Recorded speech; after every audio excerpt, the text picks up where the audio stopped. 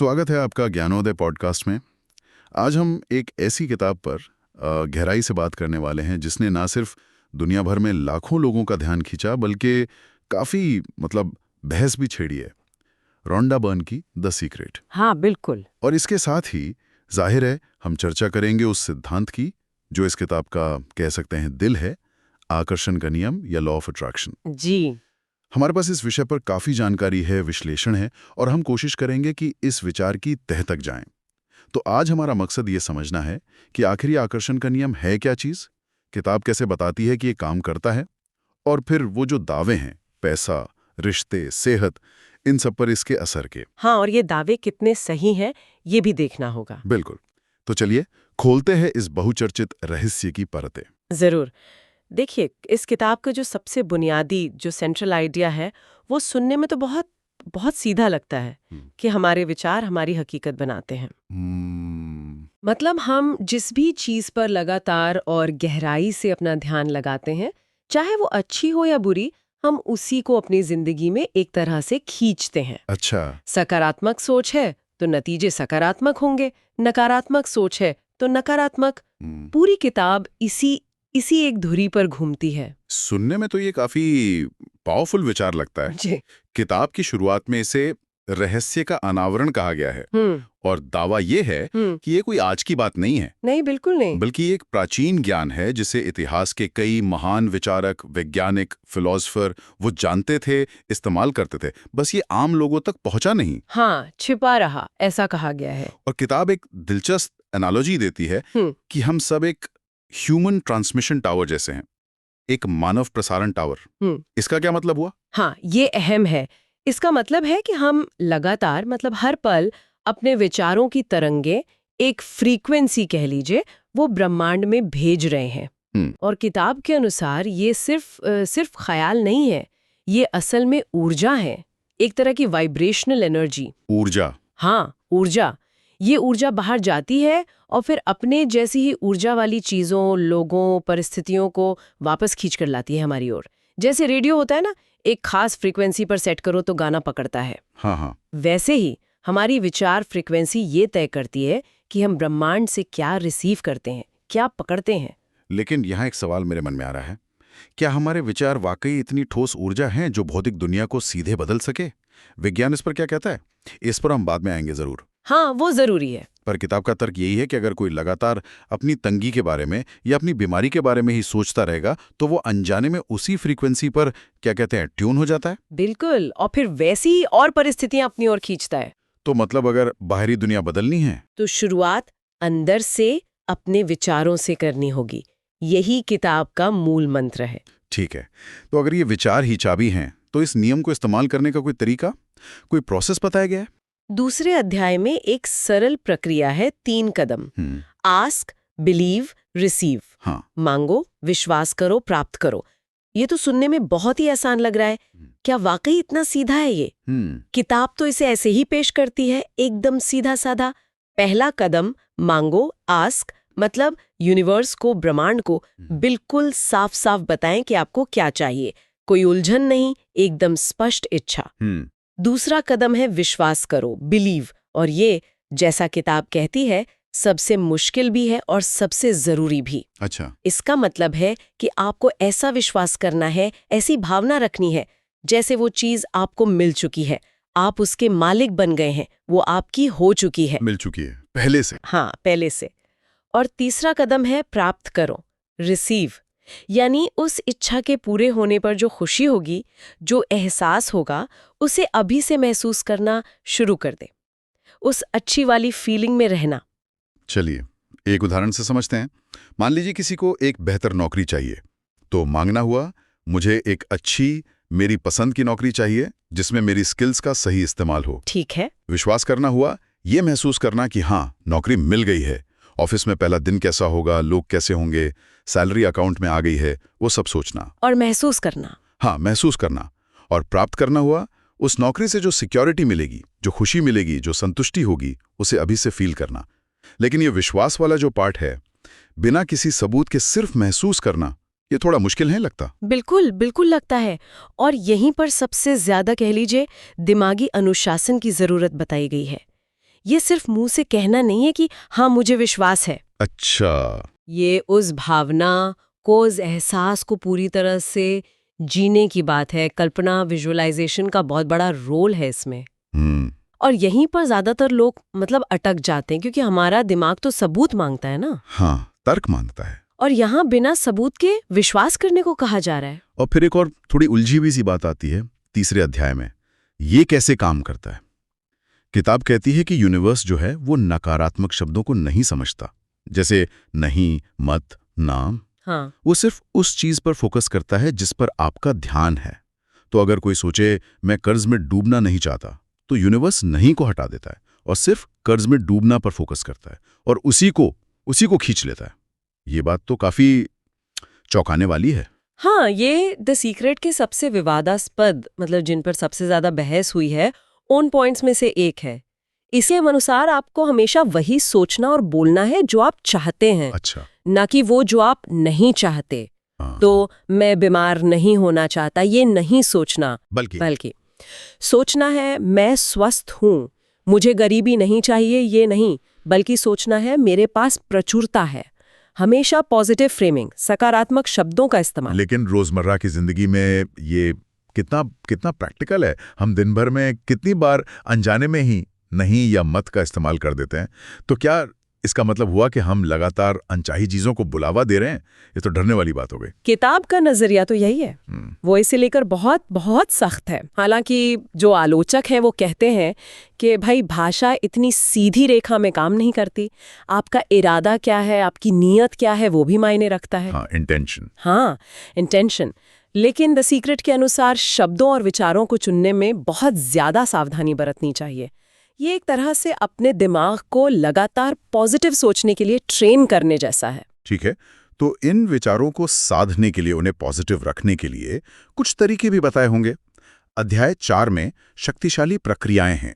2 मुख्य टेक्निक्स हैं, दृश्य कल्पना यानी विजुअलाइजेशन। हाँ, विजुअलाइजेशन। और दूसरी है कृतज्ञता यानी ग्रैटिट्यूड। विजुअलाइजेशन के बारे में तो हमने थोड़ी बात की कि मन में अपनी इच्छा पूरी होने की तस्वीर बनाना। हाँ, विजुअलाइजेशन यानी अपनी मनचाही चीज या सिचुएशन को हासिल करते हुए उसकी एक जीती जागती बिल्कुल रियल मानसिक तस्वीर बनाना। और सिर्फ देखना नहीं, बल्कि उसे महसूस करना, सुनना, अगर संभव हो तो चखना, सूंघना, मतलब अपनी सारी इंद्रियों को उसमें शामिल करना। अच्छा, पूरी तरह से? हाँ, पूरी तरह से। किताब का तर्क ये है कि जब आप ऐसा पूरी भावना के साथ करते हैं तो आपका दिमाग और आपका शरीर इसे असलियत समझने लगते हैं। आपका जो अवचेतन मन है, सबकॉन्शियस माइंड, वो उस दिशा में काम करने लगता है और यूनिवर्स भी वैसी ही ऊर्जा को आपकी तरफ भेजता है। कई एथलीट और कामयाब लोग भी इस तकनीक का इस्तेमाल करते हैं अपनी सफलता के लिए। और दूसरी तकनीक है कृतज्ञता यानी शुक्रगुजार होना। ये आजकल काफी सुनने में आता है। माइंडफुलनेस और पॉजिटिव साइकोलॉजी में भी इसकी बहुत बात होती है। द सीक्रेट इसे कैसे देखती है? कृतज्ञता को द सीक्रेट में एक बहुत ही शक्तिशाली फ्रीक्वेंसी शिफ्टर माना गया है। Frequency shifter? हाँ, मतलब आपकी ऊर्जा की फ्रीक्वेंसी बदलने वाला।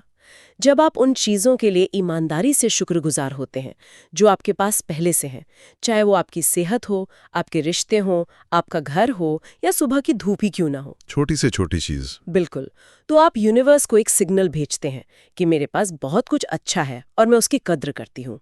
किताब के अनुसार ये कमी की भावना को, लैक वाली फीलिंग को दूर करता है और प्रचुरता की भावना को, एबंडेंस को बढ़ाता है। और चूंकि आप जिस पे ध्यान देते हैं वही बढ़ता है, ये नियम बार बार आता है। इसलिए कृतज्ञता और ज्यादा अच्छी चीजों को आपकी जिंदगी में लाने का रास्ता खोलती है। ये सिर्फ एक लिस्ट बनाना नहीं है कि मेरे पास क्या क्या है, बल्कि उस आभार को, उस थैंकफुलनेस को दिल से महसूस करना है। ये दोनों तकनीकें, विजुअलाइजेशन और कृतज्ञता, सुनने में तो अच्छी लगती हैं और शायद इनके मनोवैज्ञानिक फायदे भी हों, इसमें कोई शक नहीं। अब देखते हैं कि किताब इन्हें जीवन के अलग अलग हिस्सों पर कैसे लागू करती है। सबसे पहले पैसा। ये शायद द सीक्रेट का सबसे बड़ा आकर्षण रहा है लोगों के लिए। अध्याय 5, धन का रहस्य। क्या कहता है ये?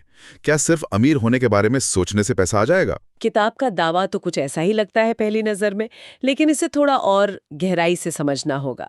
ये कहती है कि पैसे को लेकर हमारे जो गहरे विश्वास हैं, हमारी जो भावनाएं हैं, वो हमारी आर्थिक स्थिति तय करती हैं। अच्छा। अगर मन में हमेशा यही चलता रहेगा कि पैसे की कमी है, बिल कैसे भरूंगा, पैसा कमाना तो बहुत मुश्किल है, तो यही हमारी हकीकत बनी रहेगी।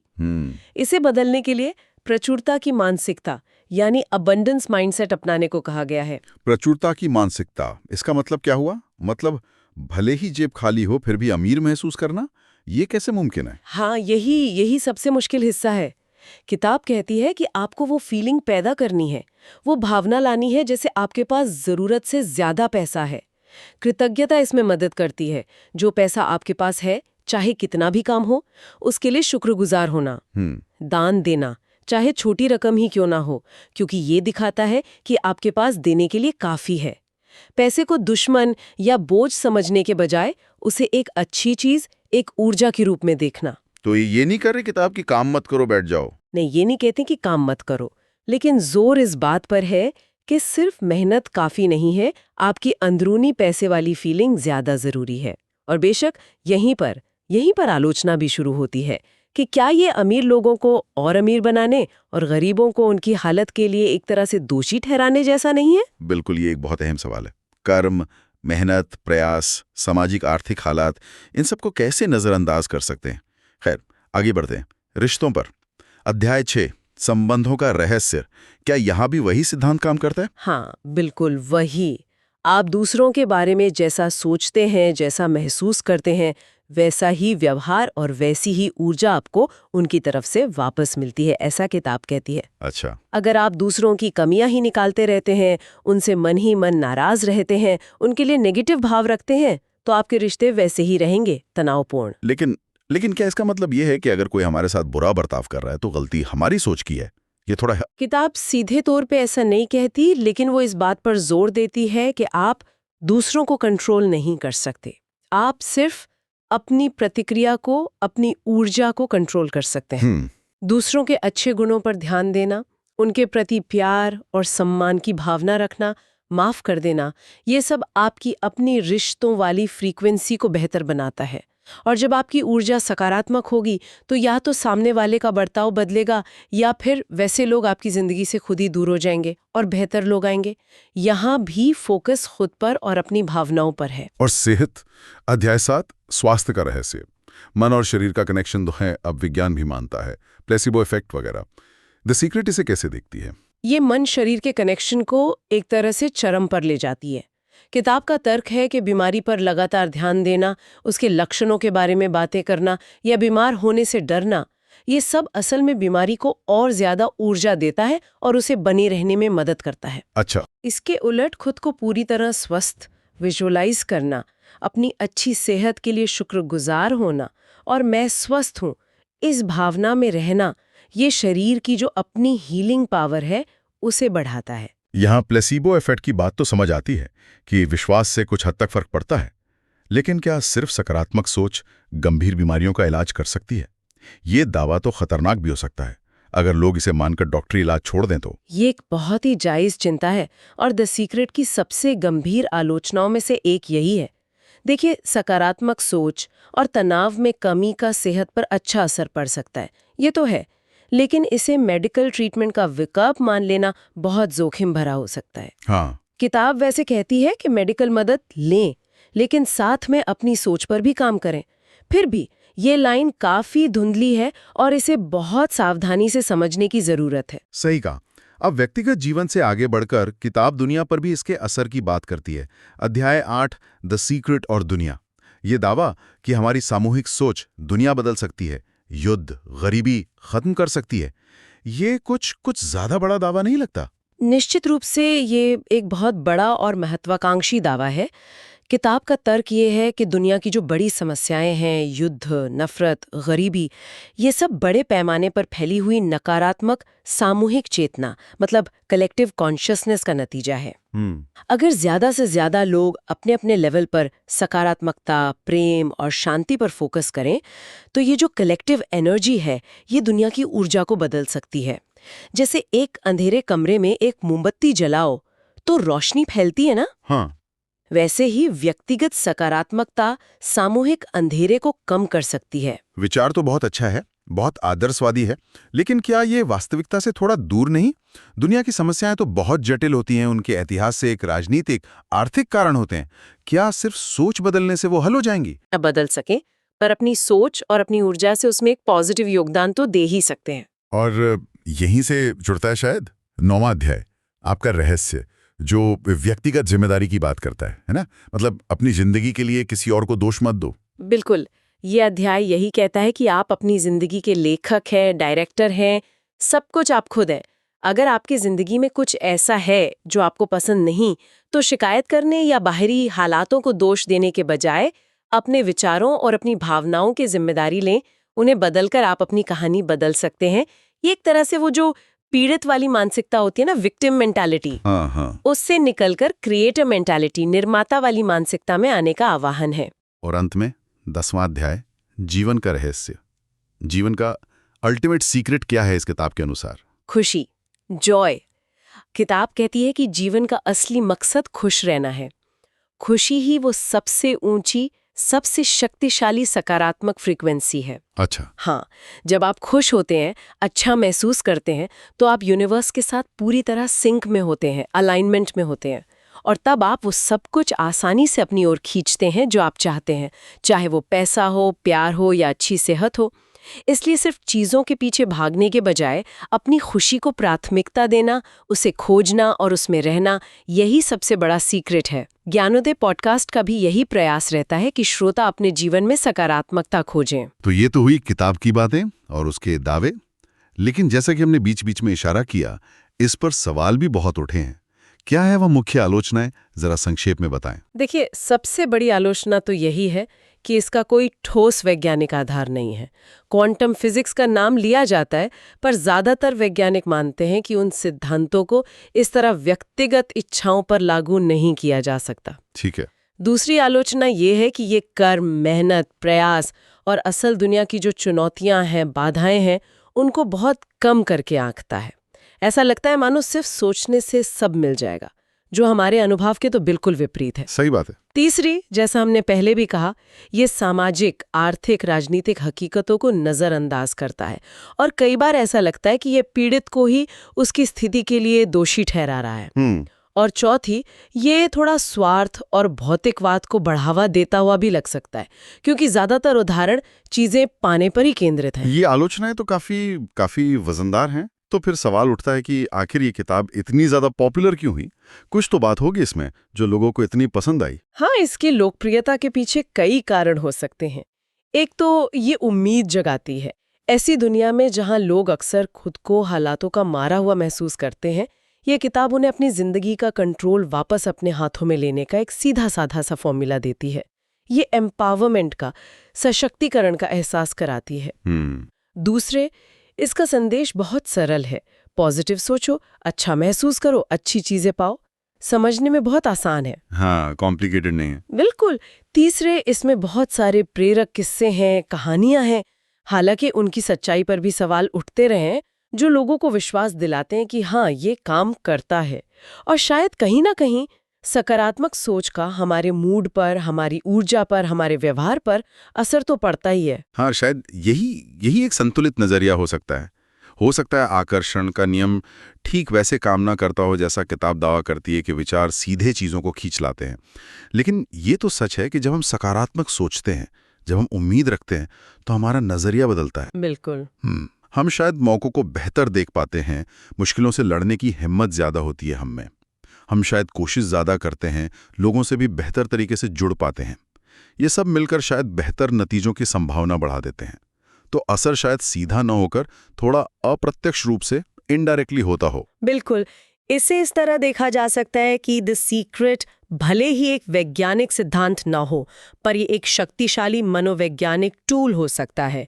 ये हमें अपने विचारों के प्रति जागरूक बनाता है, हमें नेगेटिविटी के जो पैटर्न बन जाते हैं उन्हें तोड़ने के लिए प्रेरित करता है, कृतज्ञता जैसे अच्छे अभ्यासों को अपनाने के लिए प्रोत्साहित करता है।